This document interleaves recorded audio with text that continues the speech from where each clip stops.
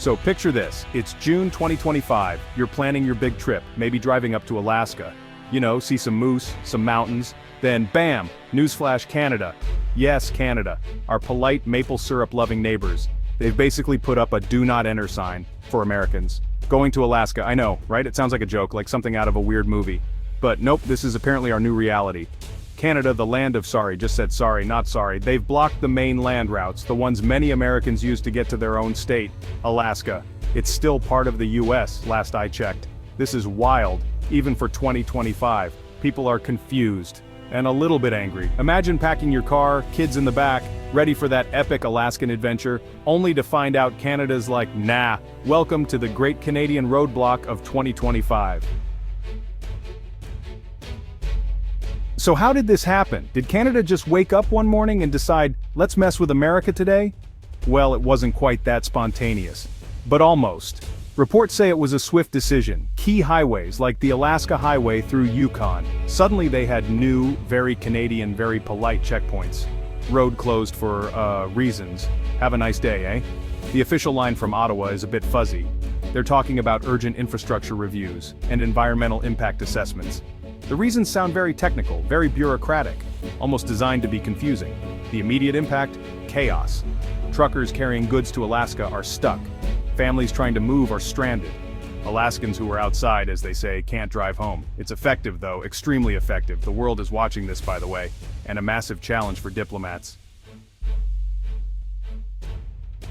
Now you know who wasn't going to stay quiet about this. Donald Trump, of course. He might not be in the White House, but he's got his phone and his Truth Social account, and boy did he use it.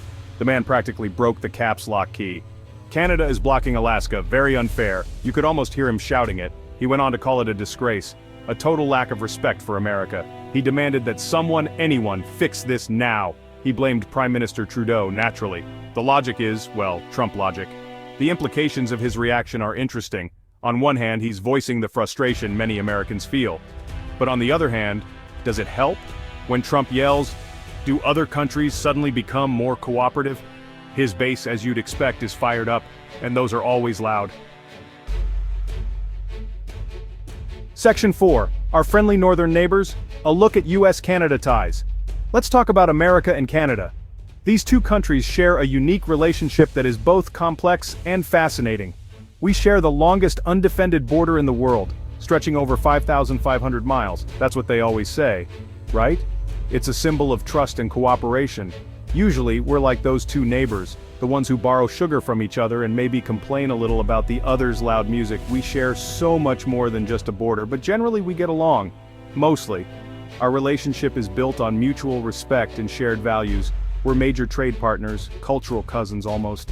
Our economies are deeply intertwined, with billions of dollars in goods and services crossing the border every day. But it hasn't always been smooth sailing. There have been disagreements, plenty of them. Trade disputes, environmental issues, and even political differences have tested our friendship. Remember the softwood lumber disputes? That was a saga. Dairy tariffs? Those were contentious too. Don't even get me started on Canadian cheese protection. These issues have caused significant friction. Sometimes it feels like we argue like siblings over important stuff and over really silly stuff, but that's what makes our relationship so unique. But usually it's just talk. We manage to find common ground and move forward, some tariffs here and there. These are part of the negotiation process, not, physically blocking access to a whole state. This current situation, this is different, it's unprecedented. This feels bigger than a trade spat. It's a significant political move that could have long-lasting implications. It's a direct, physical action, one that challenges the very foundation of our relationship. One that has immediate consequences for American citizens and their ability to travel within their own country. The impact is felt on both sides of the border, affecting families, businesses, and communities. Section 5, Alaska Adrift, the real-world impact of the barricade. Think about Alaska for a second. It's huge, it's remote, it's beautiful, and a lot of its supplies come overland through Canada. Food, building materials, medicine, Amazon packages. Suddenly that main artery is pinched. It's not just an inconvenience for road trippers, it's a serious problem for the people who live there. The last frontier just got a lot more frontier-y. The economic impact could be massive. For Alaska, definitely. Prices might go up, shelves might get a little bare. Tourism, a big industry, will take a hit. Imagine booking your dream Alaskan cruise, only part of it involves a bus through Canada. Oops. And what about the Yukon Territory in Canada? They benefit from that through traffic too. Gas stations, hotels, restaurants, they're feeling it. Then there's the psychological side. Alaskans are a tough, independent bunch, but imagine feeling cut off from the rest of your country. Section 6. Global Giggles and Gasps. How the world sees this maple leaf move. This isn't just a North American reality show, it's a global spectacle. The whole world is watching, popcorn in hand, eyes glued to their screens. Other countries are looking at this and they're probably thinking, wow, Canada did what to the United States? It's like seeing the quiet kid in class finally stand up to the class bully, except America isn't always the bully, and Canada isn't always quiet. But you get the image. It's a dramatic shift in dynamics. And it makes everyone sit up and take notice. Does this embolden other nations? Does it inspire them to take similar actions? If Canada can effectively give the US a major headache over what seems like a road closure, what does that mean for bigger, more complex issues? Are we going to see more countries trying these kinds of tactics, testing boundaries in new ways? Sorry, your ships can't use this canal today. We're cleaning it. It could set a weird precedent, a precedent that might ripple through international relations, a new era of passive-aggressive geopolitics. Think about international norms, freedom of transit, good neighborly relations. This whole situation kind of throws a wrench in those. It disrupts the usual order. It's a reminder that even the closest allies can have moments of serious, disruptive disagreement, and that national interests, whatever they may be, can sometimes lead to very unexpected actions, especially when beavers are involved, because in Canada, even the wildlife can make headlines. So as the world watches this maple leaf move, one thing is clear: international relations will never be the same. Section 7. So, now what? Poutine politics and finding a path forward.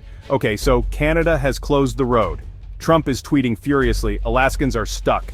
The situation is tense and everyone is on edge. What happens next? How does this get fixed? Presumably, there will be talks. Lots of talks. Diplomatic channels will be buzzing with activity. Serious people in serious rooms drinking lukewarm coffee and discussing de-escalation. The stakes are high and every word matters. Maybe they'll bring in a mediator, a neutral country, Switzerland, Sweden, someone who can help both sides see reason. Hey guys, can you help us with Canada? The international community might step in to offer assistance. Even if they resolve it tomorrow, the tension won't just disappear overnight. Even if Canada says, okay, our bad, roads are open. The immediate crisis might be over, but the aftershocks will linger.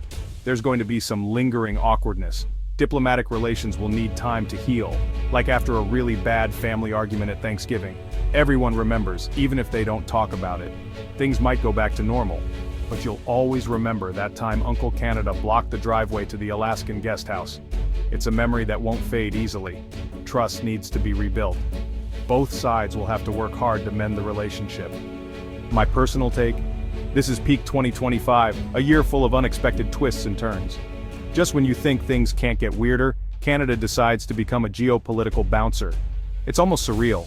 Maybe Alaska should just lean into it, embrace the chaos, declare independence and join Canada. Think of the healthcare. The benefits could be substantial. And the combined hockey power? Imagine the possibilities. Unstoppable. Just kidding. Mostly.